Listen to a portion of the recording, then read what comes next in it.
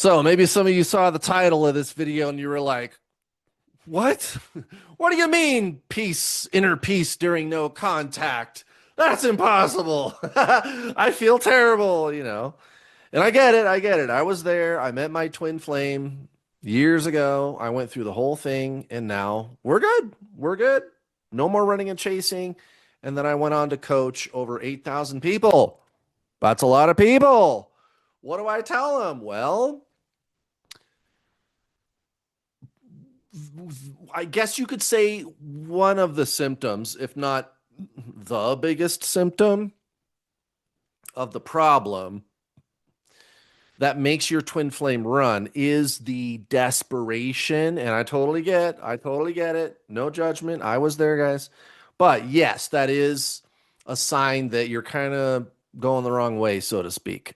Because the underlying cause of the desperation, which I'll talk about, obviously, that's what this video is about. The underlying cause of the desperation is why they run. Now, what if instead you felt peaceful and pretty much serene, right?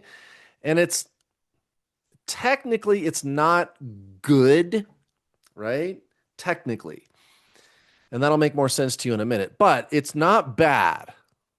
It's not bad. It's not good technically, but it's not bad. Although I guess if the mind, the mental self that I'm always talking about with you guys had to describe it, yes, you might call it good, actually. This is a teaching from my coaching program where I explain the concept of dichotomy, where spiritual is represented by this A. Remember, you and your twin flame are the same soul. So if you align with your soul, they come back. Now, if you are aligned with your mind, they run. So the soul is peace. It's not emotional. And there's no end to the erroneous erroneous information online from well-meaning people who are going to tell you that some emotional state is spirit. No, it's consciousness, guys. You know who's going to tell you that the soul is not emotion? Buddha, Jesus, Eckhart Tolle, right? Michael Singer, Yogananda, Krishnamurti, Alan Watts, Ram Dass. Again, as always, the big names in spiritualism. And it turns out Jesus, one of the most widely misunderstood spiritual masters of all time. I don't think I have to tell you guys that. So, yes, the soul, not emotional. It's this divine essence beyond mind that you cannot understand. And it's you, the real you. See, you're sitting there listening to me talk and you're going, when'd you going to get to the point? Maybe you're not. Maybe you think this is interesting, but some might, and others, they don't quite understand because they are trying to understand me here, right? And you think that that is you who is trying to understand me. Is it? Are you trying to understand me, or is it just the me? This ego mask of self, thoughts, emotions, right? Mental and emotional imprints that you've been collecting since you were little, very little.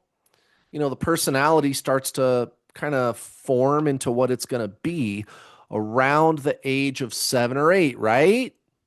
Okay. What was there before that? Because the newborn baby doesn't have any retained thought or emotional patterns. What was there before that? A, right?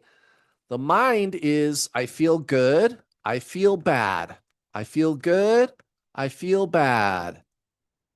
And the mind thinks good is A.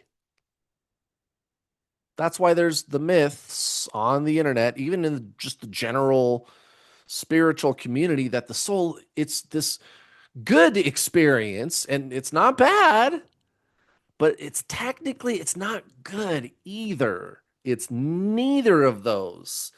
It's not duality. In the discipline of spiritualism, duality is represented by the yin yang symbol. And then there's the one. And your soul is like a little holographic fractal reproduction of the source, you could say. So it's this oneness. It's not duality. It's a monad. Again, the teachings of the masters. So this peace that I speak of, it's not good and it's not bad. It's is. It's is. And it's you, the real you. Go back to the newborn baby.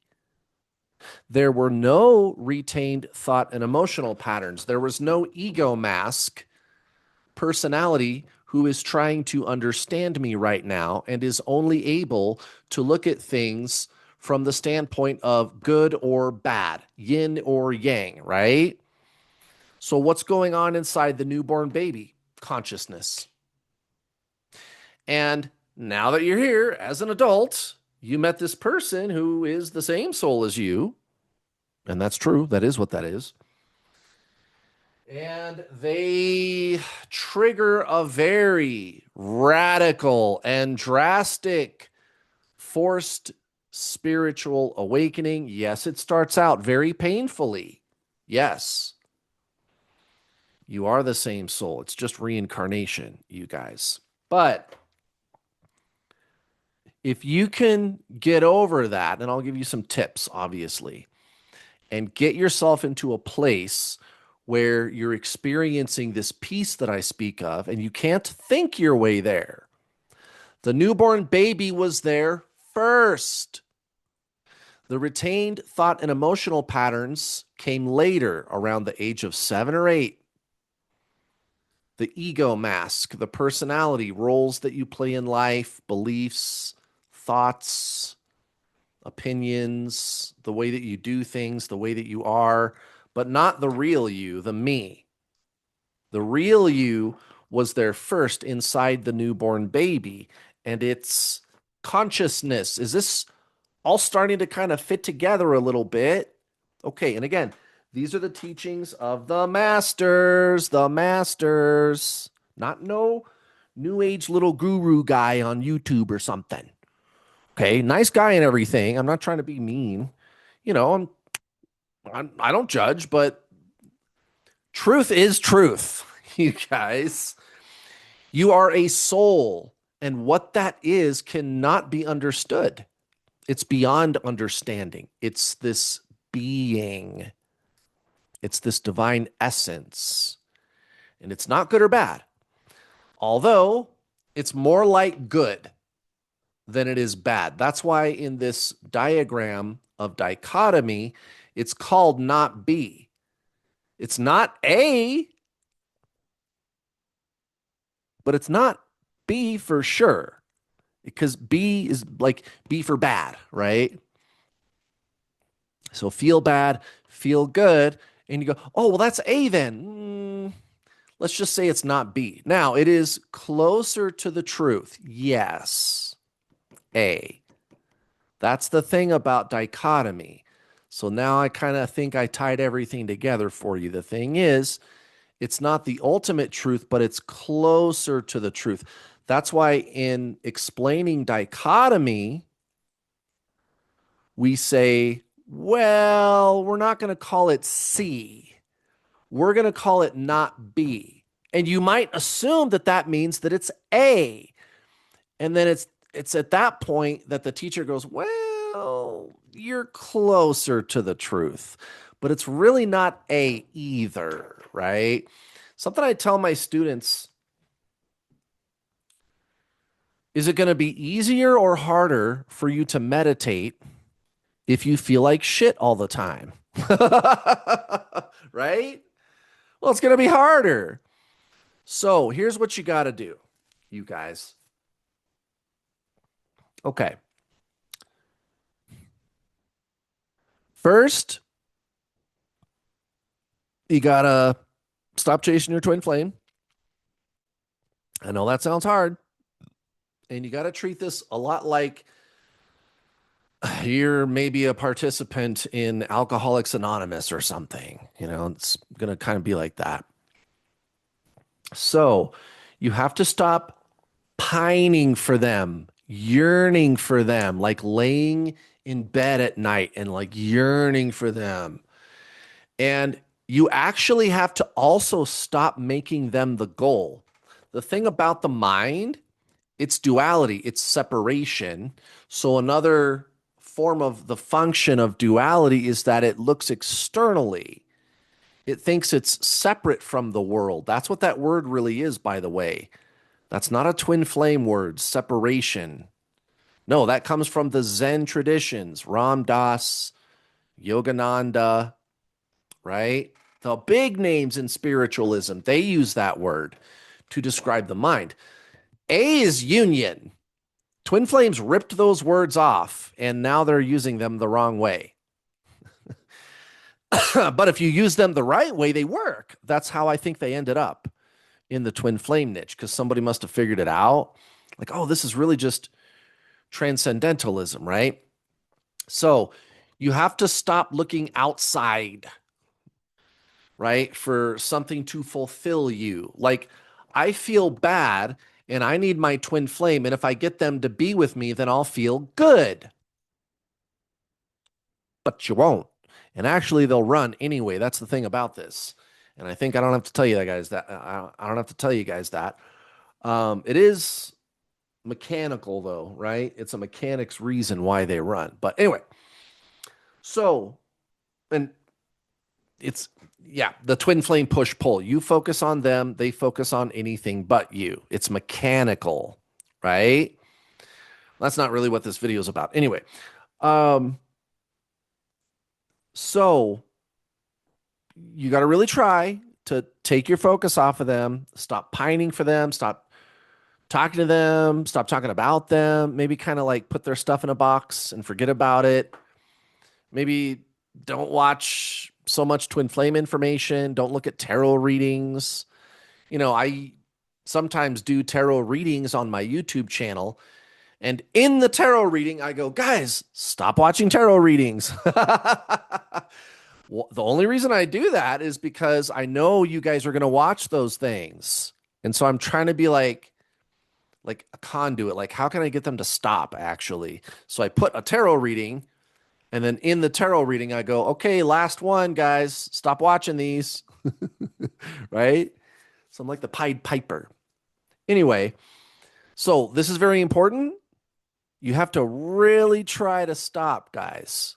And another thing, let go of all the dumb twin flame myths. And I am not sorry for calling them dumb, you guys. Um, all they're doing is keeping you focused on the person. Like, your twin flame is going to awaken. No, they're not. No, they're not. And they don't need to. They don't need to. What you want is for them to be with you, right? Okay, well, what if I told you that they could come to be with you permanently and they don't awaken, but they'll be with you? Would that be okay? Of course it is. You just want them. It's just the myths on the internet about this tell you, oh, yeah, you got to do your healing and then you'll awaken, and then they'll do their healing and then they'll awaken. And you know who's never going to tell you that healing causes you to become spiritual? You guessed it. All the masters, Buddha, Jesus, Yogananda, Eckhart Tolle. Healing is okay to do. It just doesn't help you hear, guys, and it doesn't make you more of a soul. Remember, the newborn baby was there first. The ego mask, the retained thought and emotional patterns, which can be healed, came later. The me, the separate self, right? But the real you is still there. And you don't need to like work your way through. I've heard some people say that too. Oh, you have to uncover the soul. You can't think your way into the soul. You're a soul now. The mind is outcome based. I'm here, I got to get there to the goal. Duality, yin yang, be not be. I'm here, I got to get there, right? And so the mind thinks it can like achieve the soul, which is dumb because the mind came from the soul. Don't you know? The soul created all that, right? And what all the masters are going to point out is take yourself out of the duality of time, out of the thinking and emoting. This is why meditation is so key. And this is where the rubber hits the road. In today's video, you guys, you have to make your whole life like a big ASMR video. Do you know what I'm talking about? ASMR. It's those videos where if you don't know what that is, you'll see somebody doing some little task, some little craft, and you'll hear like little sounds. I don't know if you can hear that. This microphone is really good at picking up my voice, but I hope you can hear that. But like that. Okay. I mean, maybe I'm not doing this justice because the video doesn't start out with a man going, your twin flame, all loudly. So I don't know. Maybe I didn't set the stage very well, but just go to YouTube and type in ASMR and you'll see what I mean. There'll be like video of people making coffee or like rubbing different materials on the microphone, or it'll be like a girl like, look at this here, look at this thing. Yeah. Like tapping her fingernails. Or like if you're a guy, maybe you like the kind that I do where it's like a guy refinishing an old doorbell. I saw one the other day, right? And they get really close with the microphone and you can hear him like putting the screw in, and it's very quiet. It's very quiet and there's little sounds. And what I'm telling you is you got to make your whole life like that as much as you can. I know you guys are busy, you have jobs, you got kids, you got to work, yada, yada. I get it. But as much as you can, when you're making a cup of coffee in the morning, do you need to think? When you're washing your hands, do you need to think? When you're walking down the hallway to go to the bathroom, do you need to think? When you are going to the bathroom, do you need to think? When you're driving, do you need to think? A little bit, but some people go, oh, well, I think not thinking while I'm driving sounds like a bad idea. I think meditating sounds like a bad idea. Well, it can be. But the thing is, really, meditating is something like if you do it while you're driving, you would be paying more attention. There would be more awareness of your surroundings, you see, because the soul is consciousness.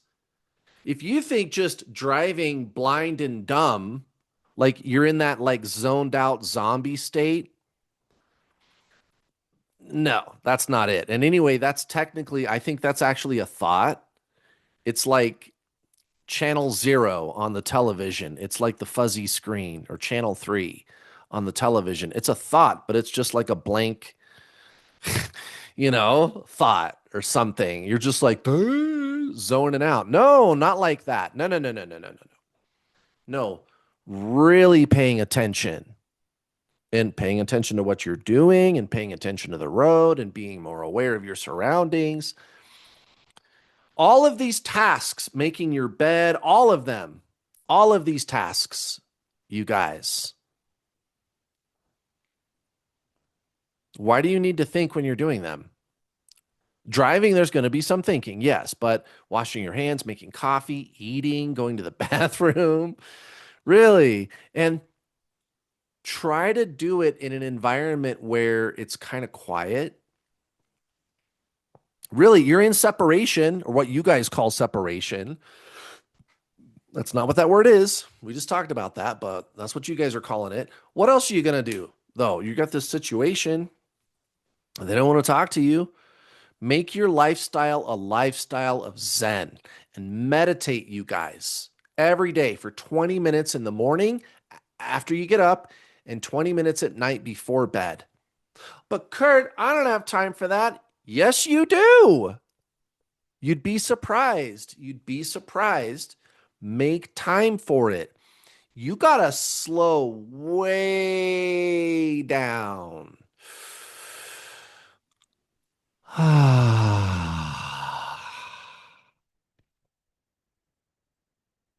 Slow way down. And you are just being. You are just existing. You're not trying to accomplish anything. There's no duality because there's no thought. There's no me. There's no me.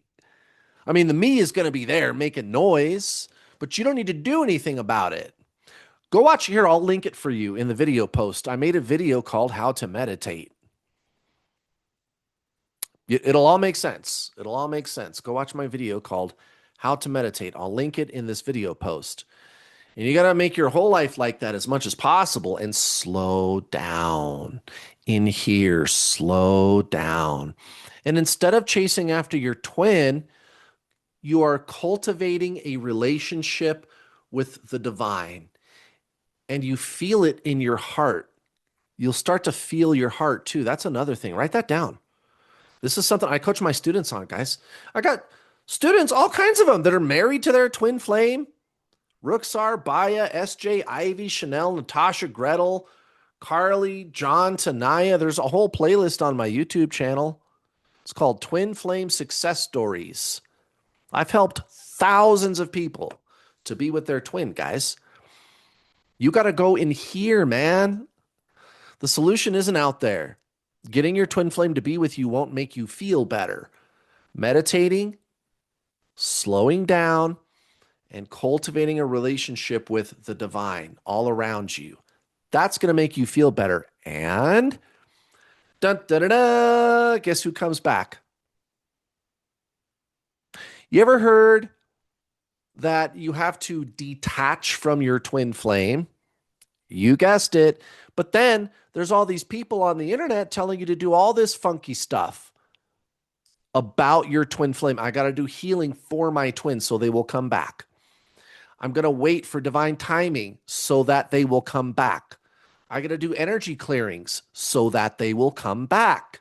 I got to do chants so that they will come back. All of this is being done to get them to come back. And that's almost all the advice you're getting online from super nice people, but very confused, guys, very misguided. They're basically giving you soulmate advice is what they're doing. So that's what most people, I mean, it's an easy mistake to make, to treat this like soulmates. Of course, my camera freezes. So, no, guys, this isn't a journey of the soul. This isn't a journey of the mind. This is a journey of the soul. This is a journey of the soul, not a journey of the mind. And again, the soul is not looking out there at all, guys. It's all in here, all of it. Even your relationship with the divine is done through the heart.